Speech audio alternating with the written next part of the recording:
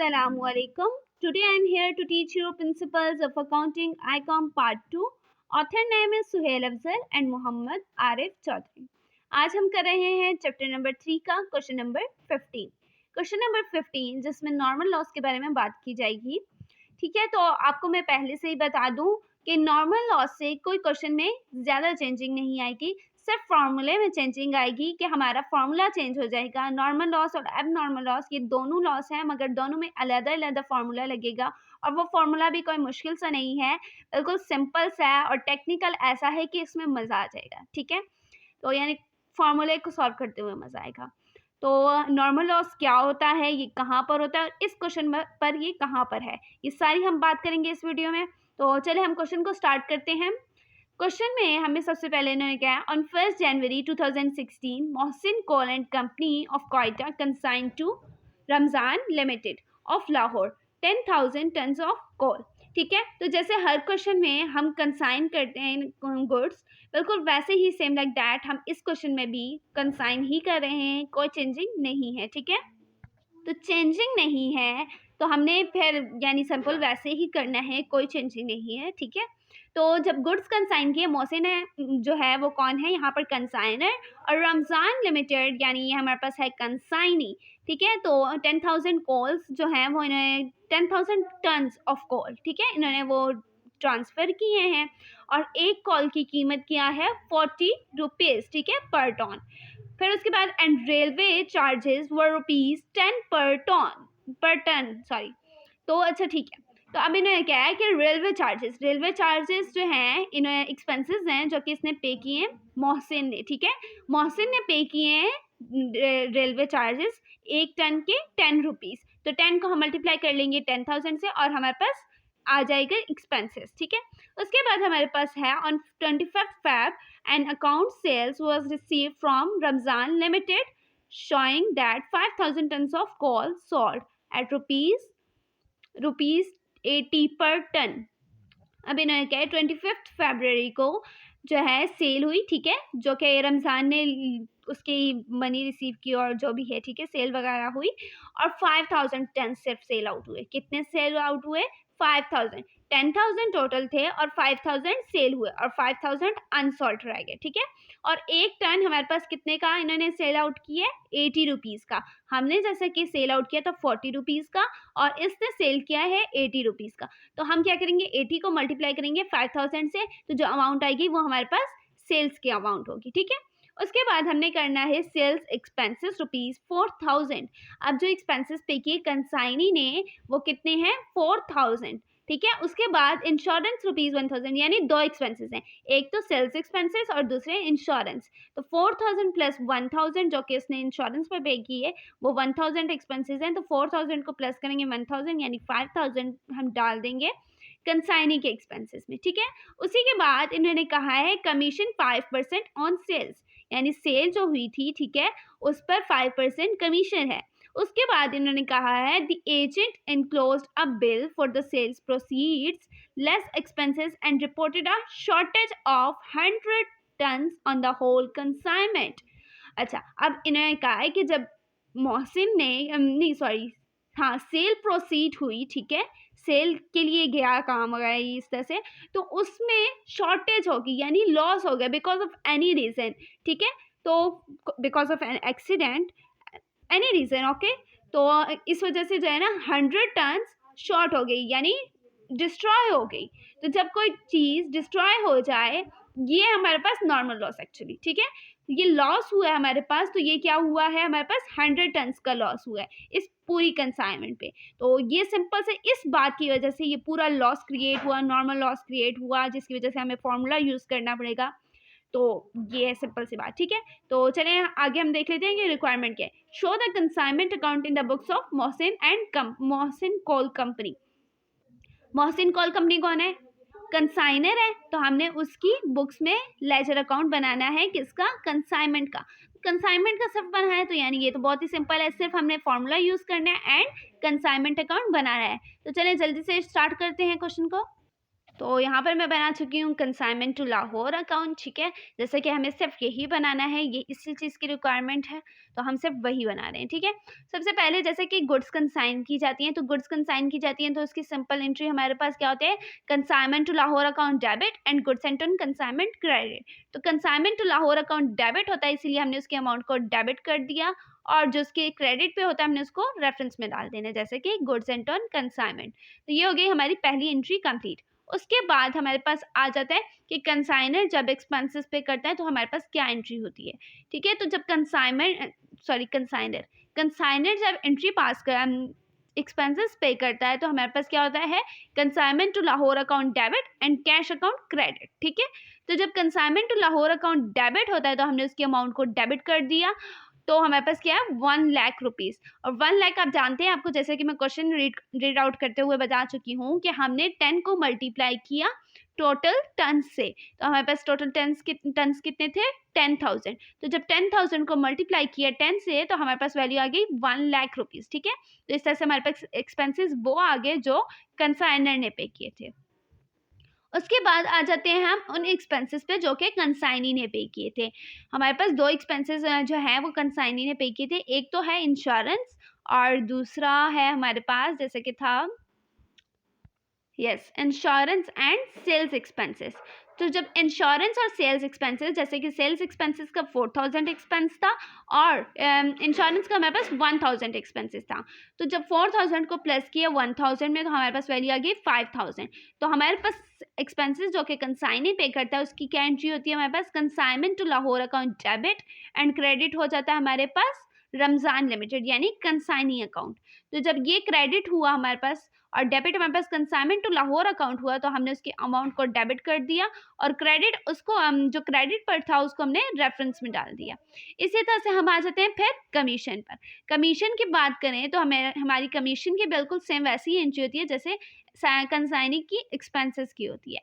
हमारे पास क्या एंट्री होती है, सबसे पहले तो हम निकाल लेते हैं कमीशन। कमीशन जैसा कि हमें इन्होंने 5% गिवन था, ठीक है। और सेल जो हुई थी वो पहले, बल्कि हम सेल की बात कर लेते हैं ताकि कमीशन में इजी हो, ठीक है।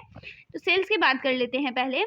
सेल्स की हमारे पास सिंपल एंट्री क्या होती है, Ramzan limited account debit and consignment to Lahore account credit.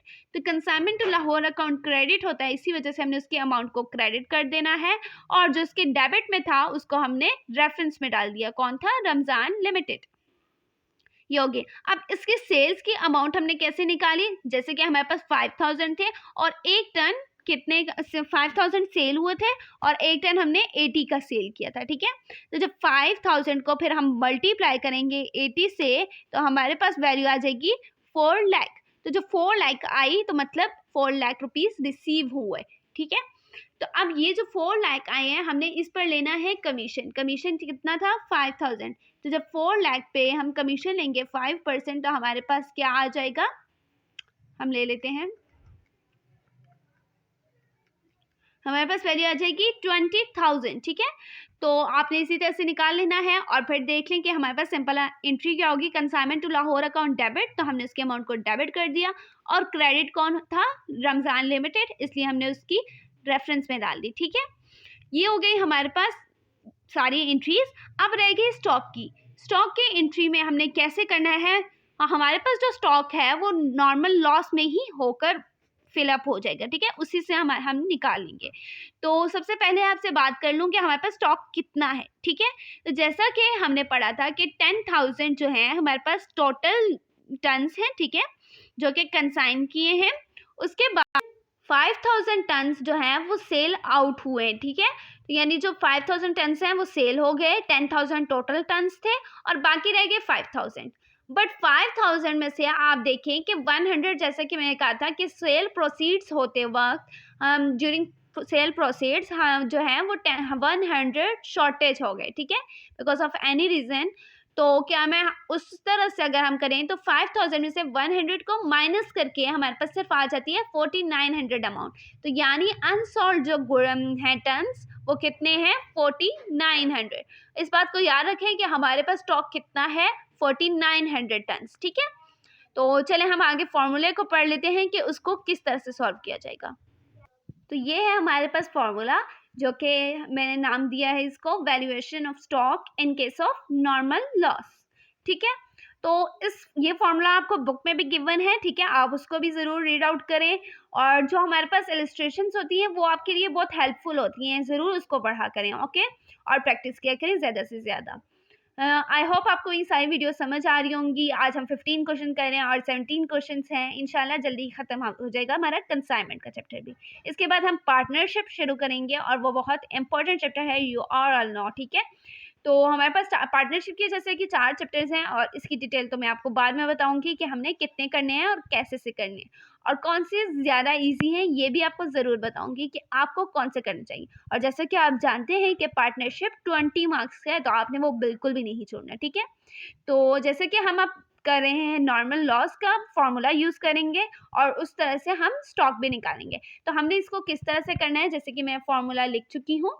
Original cost of goods consigned. अब original cost of goods consigned कौन सी है, जितने की हमने, जो हमारे पास गुड्स हमने कंसाइन की, यानी जितने टन्स हमने कंसाइन की, यानी ट्रांसफ़र किए हैं, किसने, कंसाइनर ने कंसाइनी को जितने टन्स ट्रांसफ़र किए हैं, उसकी कॉस्ट, ओरिजिनल कॉस्ट क्या थी, यानी हमारे पास कितनी 10,000 टन्स थे, और मल्टीप्लाई करना था 40 से। तो जब उनको आपस में मल्टीप्लाई किया था तो हमारे पास क्या वैल्यू आ गई थी, 4 लाख। तो यानी ओरिजिनल कॉस्ट ऑफ गुड्स कंसाइंड की हमारे पास अमाउंट क्या है, 4 लाख। उसके बाद इन्होंने क्या है, plus direct expenses. Direct expenses कौन से थे हमारे पास, जो कंसाइनर ने पे किए थे। ठीक है, वो हमारे पास क्या थे, रेलवे चार्जेस। तो रेलवे चार्जेस हमारे पास, ट्रांसपोर्ट चार्जेस क्या होते हैं, डायरेक्ट एक्सपेंस। तो हमने वो लिख लेने 1 लाख रुपीज़, जैसे कि था 10,000 में मल्टीप्लाई किया था 10 को, तो हमारे पास वैल्यू आ गई थी 1 लाख। तो ओरिजिनल कॉस्ट हमारे पास 4 लाख थी, और डायरेक्ट एक्सपेंसेस हमारे पास 1 लाख थे। तो हमने आप इसमें इन दोनों को प्लस कर लेना है, और इसी के नीचे डिवाइडेड बाय लिखा हुआ है टोटल यूनिट्स ऑफ गुड्स। ठीक है, टोटल यूनिट्स ऑफ गुड्स। अब देखो टन्स की कर लें। ठीक है, अगर हमारे पास अब गुड्स नहीं है, टन्स हैं, तो अगर हम टन्स की बात करें तो किस तरह से करेंगे कि हमारे पास टोटल कितने टन्स थे, 10,000। ठीक है, तो हमने 10,000 लिख लिया, और माइनस करना है यूनिट्स लॉस्ट, कि हमने कितने ज़ाया कर दिए, कितने की, जैसे कि हमारे बुक में है कि शॉर्टेज हुई, कितने की शॉर्टेज हुई थी, 100। तो हमने माइनस कर देना है 10,000 को 100 से, टोटल यूनिट्स ऑफ गुड्स को माइनस करना है यूनिट्स लॉस्ट से, और जो आंसर आएगा वो हमारे पास क्या होगा, एडजस्टेड पर यूनिट कॉस्ट। ठीक है, ये हमारे पास टोटल ऊपर वाला ये फॉर्मूला है, और हमने इसकी बेस को लेकर नीचे से इसको फाइंड आउट करना है। ठीक है, तो अब ये हो गई हमारे पास सारी अमाउंट्स आ गई। अब 4 लाख को जब 1 लाख में प्लस किया तो हमारे पास अमाउंट आ गई 5 लाख। ठीक है, तो जो 5 लाख अमाउंट आई है उसके नीचे ही हम डिवाइड में इसकी भी अमाउंट लिख देंगे। 10,000 को 100 से माइनस किया तो हमारे पास आ गई 9900। तो जब 5 लाख को हमने मल्टीप्लाई डिवाइड किया, ठीक है, 5 लाख को डिवाइड किया हमने किससे, 9900 से, तो हमारे पास क्या वैल्यू आ जाती है, 50.50 और लास्ट पे 51 है। ठीक है, तो अगर आप ये छोड़ दें तो कोई मसला नहीं है। हमारा ये है कि हमने क्वेश्चन को अपने मेथड से करना है, जो हमारा करेक्ट मेथड है हम उस तरह से करेंगे। ठीक है, और फिर हमारे पास जो अगर कोई पॉइंट के बाद की वैल्यूज अगर गलत होती हैं तो कोई मसले वाली बात नहीं है, आपके पॉइंट से पहले वाले आंसर्स ठीक होने चाहिए। ठीक है, तो जैसे कि मैंने यहाँ तक अमाउंट लिखी हुई है, ठीक है, यानी 50.50 50 50 3 टाइम्स पॉइंट के बाद मैंने 50 लिखा है, जैसे कि आप देख लें। तो यानी ये मेरा आंसर आ गया है जब हमने इसको सॉल्व किया, तो 50.50 50 50। तो ये जो आंसर है इसको क्या कहा जाता है, एडजस्टेड पर यूनिट कॉस्ट। ठीक है, इसके बाद अब हम निकाल लेते हैं वैल्यू ऑफ अनसोल्ड गुड्स।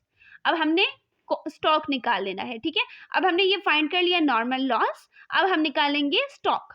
तो स्टॉक क्या, वैल्यू ऑफ अनसोल्ड गुड्स। अब हमारे पास स्टॉक किस तरह से निकलता है, इसका हमारे पास स्टॉक इस तरह से निकलता है कि हमने सबसे पहले अनसोल्ड गुड्स का यानी अनसोल्ड टन्स लिख लेते हैं। ठीक है, अनसोल्ड टन्स, ठीक है, कितने थे, 4900, जैसे कि हमने बात की थी, यहाँ पर भी कहीं नहीं बात की, चलें ठीक है। तो हम हमारे पास क्या है, 4900 हमारे पास टन्स हैं जो कि अनसोल्ड हैं। जैसे कि मैंने आपसे कहा था कि 10,000 सेल हो चुके हैं, और सॉरी 10,000 टोटल यूनिट्स थे, और 5000 सेल हुए हैं और 5000 रह गए थे, मगर 5000 में से 100 की शॉर्टेज थी, तो फिर 5000 को हमने माइनस किया 100 से, तो हमारे पास सिर्फ रह गए 4900 जो कि अनसॉल्व है। ठीक है, तो 4900 हमारे पास स्टॉक है, मल्टीप्लाई करना है उसको किससे, एडजस्टेड पर यूनिट कॉस्ट, ये जो अमाउंट है इससे मल्टीप्लाई कर लेंगे। तो 4900 को मल्टीप्लाई किया 50.50 50 50, तो हमारे पास आंसर क्या आ जाएगा, जो कि आप देख लें, मैं आपको एक बार दोबारा से करके भी बता रही हूँ, तो आप देख लेना। 50 ठीक है, तो हमारे पास आ गया आंसर 2474.74745। ठीक है, तो ये हमारे पास हो गया। तो अब हमने क्या करना है, अब हम इस वैल्यू को जो है ले लेंगे कहाँ पर, आगे। हमारा आंसर थोड़ा सा गलत आ रहा है, यानी यहाँ पर आई एम सॉरी, यहाँ पर हमने गलती कर दी है, 49 नहीं है हमारे पास, क्या है 4900। ठीक है, तो 4900 को हमने मल्टीप्लाई करना है 50.50 सॉरी 50.50 50 50 3 टाइम्स था। ठीक है, अब सही है। अच्छा, 4900 को मल्टीप्लाई किया 50.50 50 50, तो हमारे पास आ गया 247474.745। तो आप देख सकते हैं कि मैंने लास्ट वर्ड नहीं लिखा। ठीक है, तो यानी पॉइंट से के बाद बेशक आप सारी लिख लें, बेशक आप हाफ लिख लें, बस ये होना चाहिए कि आपका आंसर पॉइंट से पहले वाला सही हो। ठीक है, तो ये हमारे पास ये हो गया, यहाँ तक स्टॉक ऑन कंसाइनमेंट हमारे पास आ गया। अब ये जो स्टॉक ऑन कंसाइनमेंट है ये हम लिख देंगे यहाँ पर, हमारे पास क्या हो जाएगा, स्टॉक ऑन कंसाइनमेंट की अमाउंट क्या हो जाएगी हमारे पास, जैसे कि सिंपल एंट्री क्या होती है, stock on consignment account debit and consignment to Lahore account credit. तो consignment to Lahore account credit होता है, तो हमने इसलिए उसकी अमाउंट को क्रेडिट कर दिया, और जो उसके डेबिट में था उसको हमने रेफरेंस में लिख दिया स्टॉक ऑन कंसाइनमेंट। तो ये हमारे पास इसकी अमाउंट ये आ गई। ठीक है, अब हमने इसका भी टोटल किया और इसका भी टोटल किया, इसका टोटल करने के बाद हमारे पास आ गई ये वैल्यू। ठीक है, जैसे कि आप नीचे देख सकते हैं 647474.74। उसके बाद जब हमने इनका टोटल किया तो हमारे पास वैल्यू आ जाती है 525,000। ठीक है, तो 525,000 इसकी वैल्यू आई और इसकी क्रेडिट की हमारे पास ये वैल्यू आई। तो जब हमने क्रेडिट की अमाउंट को 525,000 यानी डेबिट के अमाउंट से माइनस किया तो हमारे पास वैल्यू आगे जाती है ये। ठीक है, तो मैं आपको एक बार करके भी दिखा देती हूँ, जैसे कि हमारे पास है 474 माइनस करना है 525,000 से। ठीक है, तो हमारे पास वैल्यू आ जाती है 122, जैसे कि आप ये देख लें 122,474.75। अब देखें मैंने 75 लिखा है मगर यहाँ पे 74 आया, तो यानी कहीं ना कहीं चेंजिंग्स आ जाती हैं। मैंने पहले किया तो कुछ और आ गया, अब किया कुछ और आ गया, ज़रूर कोई मैंने इधर उधर की मिस्टेक कर दी। ठीक है, यानी एक वर्ड से ये जो होता है, ये जो मिस्टेक्स आती है ना, ये राउंड ऑफ करके आती हैं। और आपका क्वेश्चन जैसे कि मैं आपसे कह चुकी हूँ कि पॉइंट से पहले वाला सही आना चाहिए, पॉइंट के बाद वाला मैटर नहीं करता। तो हमारा पॉइंट से पहले वाला आंसर जैसे कि बिल्कुल सही है, वैसे हमारा बुक के हिसाब से देखें बिल्कुल पहले वाला सही है। अगर हम अब वाला करें तो अब वाला भी सही है। ठीक है, 122,474.74। तो जैसे कि मेरा अभी कैलकुलेटर पे 474 आया है। ठीक है, 74 आया है, तो मैंने पहले किया था तो 75 आया था, तो यानी हमारे पास पॉइंट से पहले वाली जैसे कि अमाउंट सही होनी चाहिए, तो हमारी वो ठीक है। तो इससे आप एक परेशान नहीं होना कि हमारा आंसर सेम बिल्कुल क्यों नहीं आया। तो पॉइंट से पहले वाली अमाउंट्स सेम होनी चाहिए, पॉइंट्स के बाद वाली अमाउंट्स मैटर नहीं करती। ठीक है, तो आपने ये देख लेना है। अच्छा, तो ये हमारा आज का क्वेश्चन, आई होप आपको बहुत इजी लगा होगा। ये बाकी क्वेश्चन से तो ज़्यादा मुझे इंटरेस्टिंग सा लगा है। ठीक है, आप मुझे बताइएगा कि आपको कैसा लगा ये चैप्टर, इसमें आपको मज़ा आ रहा है कि नहीं। ठीक है, मिलते हैं अगली वीडियो में। अगली वीडियो तक के लिए अल्लाह हाफ़िज़।